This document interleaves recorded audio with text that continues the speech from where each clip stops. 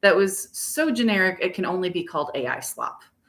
There's just no way that a real strategist, I don't know how else to put it, put that together. And it was very confusing as to why she was sending this AI slop strategy to the strategists she had hired to create a strategy for her website. So we were very confused.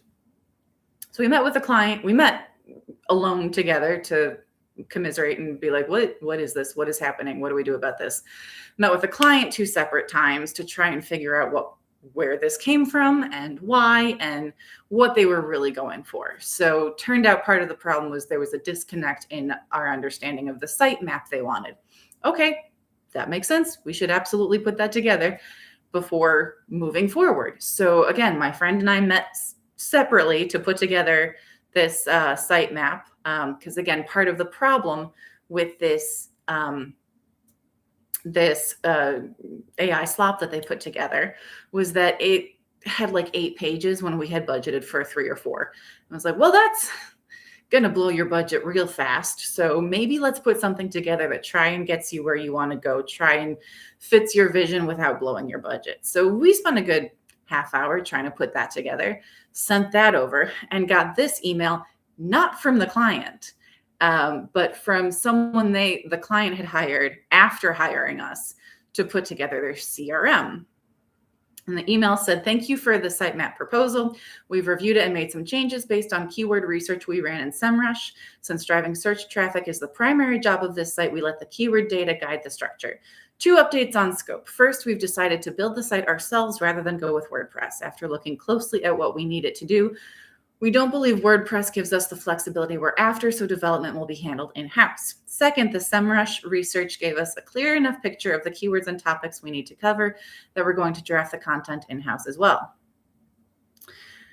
Now, again, I had already put together my brand guide, the brand voice guidelines, but the graphic person was midway through her side of the brand guide. So she reached out and said, what do you want me to do with this mid-project? And the guy, again, not the client, this rando emailed and said, let's pause that for now. Once we have a draft done of the site, we will let you know how to proceed on that. And that's when I started pulling my hair out. So let's break it down. Let's start first with WordPress. You need a WordPress website unless you're an e-commerce site. If you're e-commerce, that's a whole other ballgame. But this was not an e-commerce site. This is professional services. WordPress, to my knowledge, is the only website hosting platform that lets you actually own the content you create. If you use something like Wix and Squarespace, yes, it's a lot of plug and play. Yes, it is very easy. That's what they sell as being super easy. The flip side of that is you don't own your content. If you read the fine print in the terms of service, you spend all this time and energy, or maybe not. Maybe this client is just using AI slop and putting it up as a website. And that is too bad because that's not going to be effective. But if you're putting a lot of time and energy into creating this content, you don't own it. So if you try to move, if you try to do anything with it, if you try to take that down and put it on something like WordPress, which would actually be effective, they're going to say, no, you don't own that. That is ours. Why would you hand over the keys to this brand that you are trying to build? Except clearly they're not trying to build a brand. So there's that. But handing over your brand, basically the goodwill of your company, to another company that you don't have a relationship with and has no relationship with you is very frustrating. So it's also WordPress, imminently flexible. I don't know. No, I do know. This person does not know WordPress and is not interested in learning. They decided beforehand that they didn't want to use WordPress, didn't want to use us. So they convinced the client to use something else and fire us, which is too bad for the client because, again, they're not going to get good results and they're not going to own their own content. And that is just too bad. So leads me to my next point. Communication is essential. So the first part of how I got fired that annoys me is the fact that I was not fired by the client. I was fired by some rando that was hired after I was hired. And I'm very confused as to where he got the authority to fire me. So Step option one for the client would have been to send an email for them to send, not to outsource, but to directly acknowledge that they had a relationship with us and send us an email saying, thank you for the work you have done so far, but we have decided to go in a different direction and we'll be moving forward with another vendor. Okay, can't complain about that. Option two, the client, again, not outsourcing, but the client themselves could have sent an email introduction along the lines of, this is Voldemort. He is now our CRM strategist, and as such, should be included in your conversations on strategy for the firm, including how to integrate a new CRM into our lead generation strategy. I look forward to seeing what you come up with together. Voldemort never reached out to say, hey, I have thoughts on strategy. Maybe we should collaborate, see where you are, see where I'm at, see where there's common ground, see how we can work together to create the best product for the client. Voldemort had no interest in doing any of that. He just wanted all of the business for himself, and he successfully shoved us out of the project. So again, too bad for the client because they're not going to get a good result. Next, SEO. So much more than keywords. The fact that this person thought they could create the website without first creating the brand guide is insane. Again, throwing darts in the dark. You don't even know if you're throwing darts that way and the board is over there. Maybe the board is behind you. Maybe the board is on the ceiling. Who knows? You don't know because you turn the lights off. Never bothered to turn them on.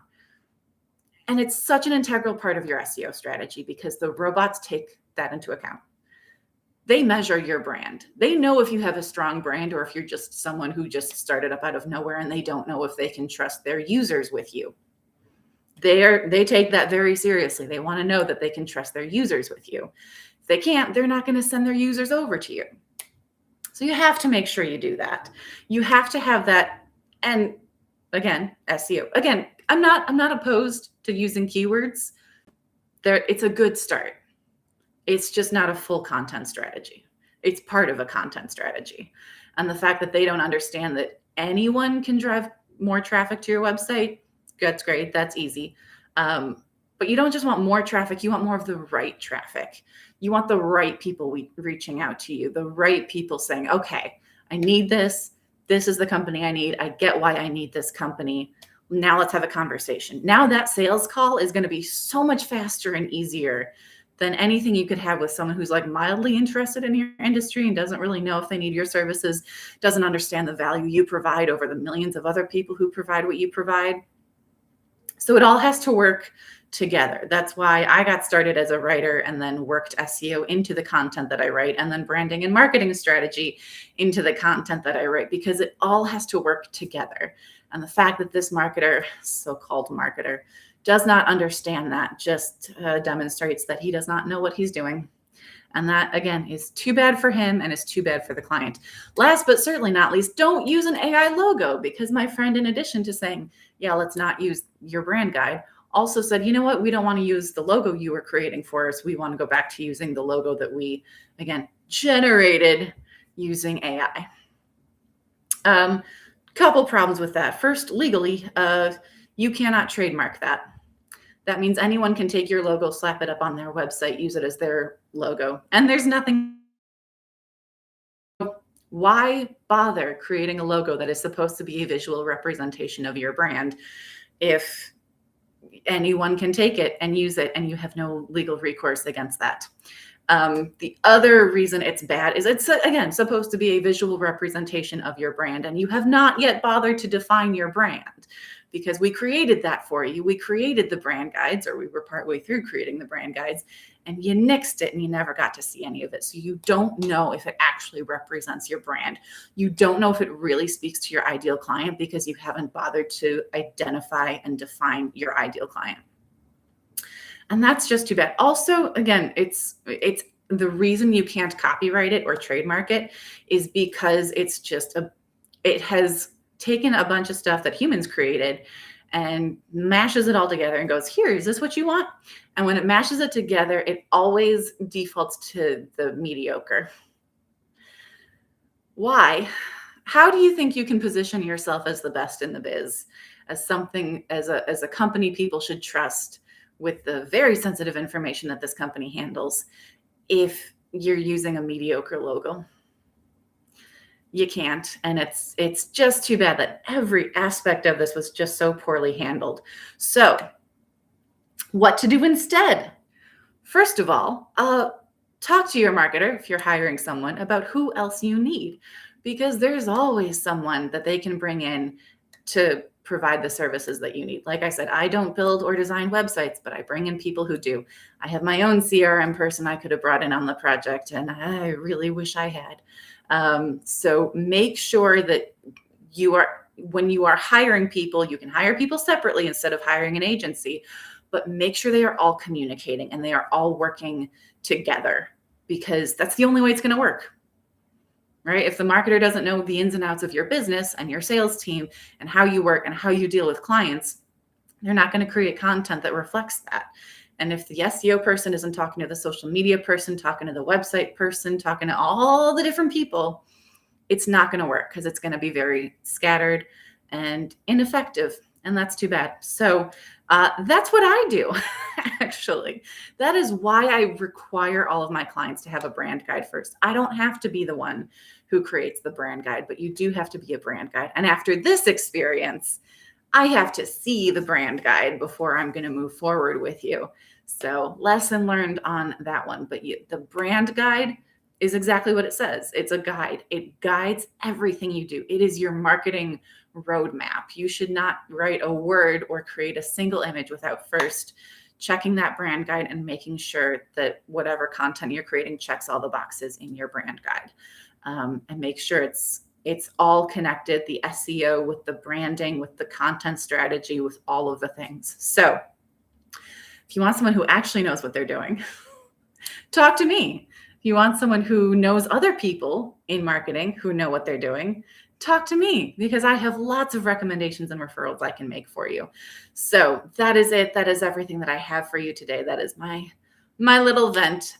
Thank you for listening. And if you have any questions, you can always leave a comment. You can always find me over on my website, which is AV, as in my initials, Allison Verhalen. That is avwritingservices.com.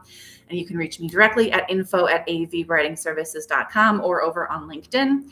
I'm very active over there. I think I'm the only Allison Verhalen on LinkedIn, so I'm very easy to find, especially if you spell my name correctly. So that is it. With that, I will leave you and say have a great week and happy marketing, everyone.